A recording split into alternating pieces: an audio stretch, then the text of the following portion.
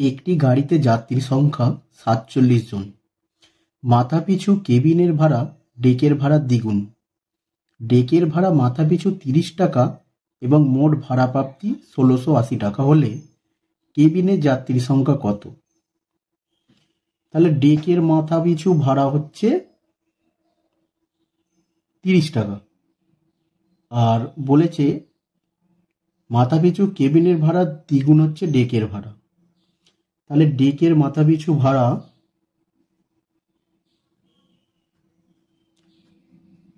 ডেকের মাথাপিছু ভাড়া ৩০ টাকা।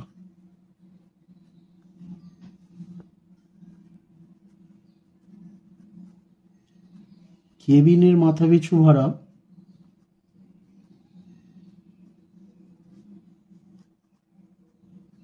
ডেকের ভাড়া দুগুণ, তাহলে ৩০ গুণিতক ২ এত টাকা সমান ৬০ টাকা।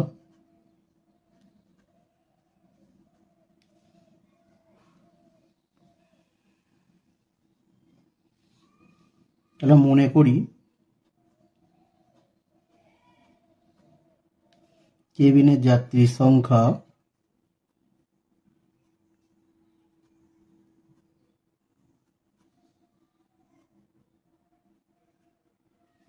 সমান ১ জন। তাহলে ডেকের যাত্রীর সংখ্যা হচ্ছে, যেহেতু আমাদের গাড়িতে যাত্রীর সংখ্যা ৪৭ জন, তাহলে কেবিনের যাত্রীর সংখ্যা যদি এক্স হয়ে যায়, তাহলে আমরা লিখতে পারি ডেকের যাত্রীর সংখ্যা ৪৭ মাইনাস এক্স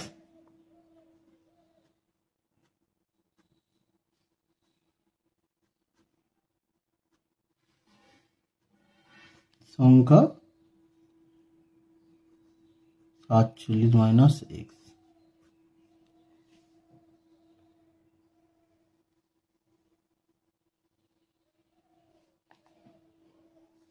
তাহলে কেবিন থেকে আমরা কত ভাড়া পাবো?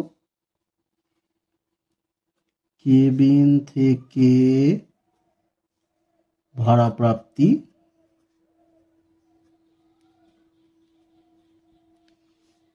ষাট টাকা আছে, তাহলে ৬০x।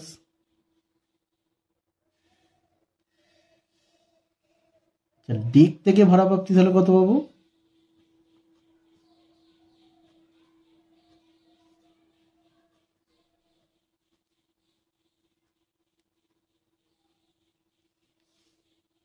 দুগুণ হবে, তাহলে ৩০ গুণ এটা।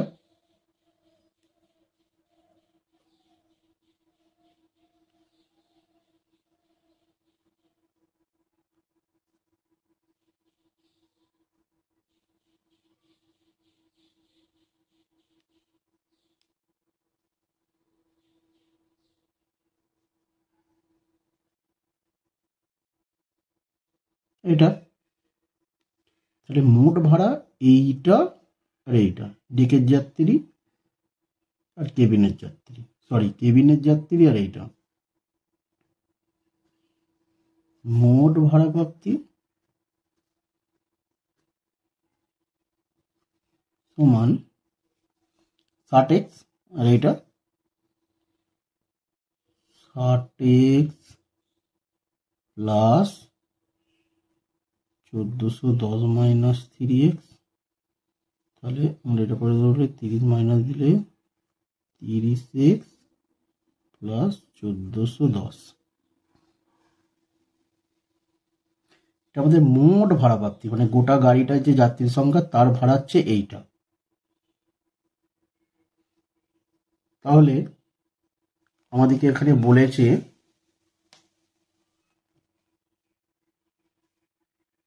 মোট ভাড়া আমাদের পেয়েছে হচ্ছে ১৬৮০ টাকা। তাহলে কেবিনের যাত্রীর সংখ্যা কত? তাহলে দুটো যে ভাড়া আমাদের মোট প্রাপ্তি বেরিয়েছে, ভাড়া বেরিয়েছে এইটা আর এইটা, তাহলে এইটা সমান ১৬৮০ টাকা, এটা সমান ১৬৮০। তাহলে শর্তানুসারে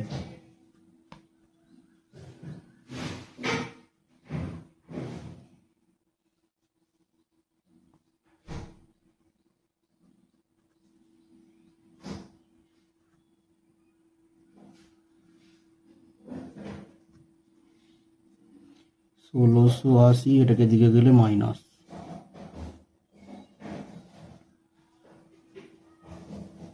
বিয়োগ করলে 270, বা x সমান 270/30।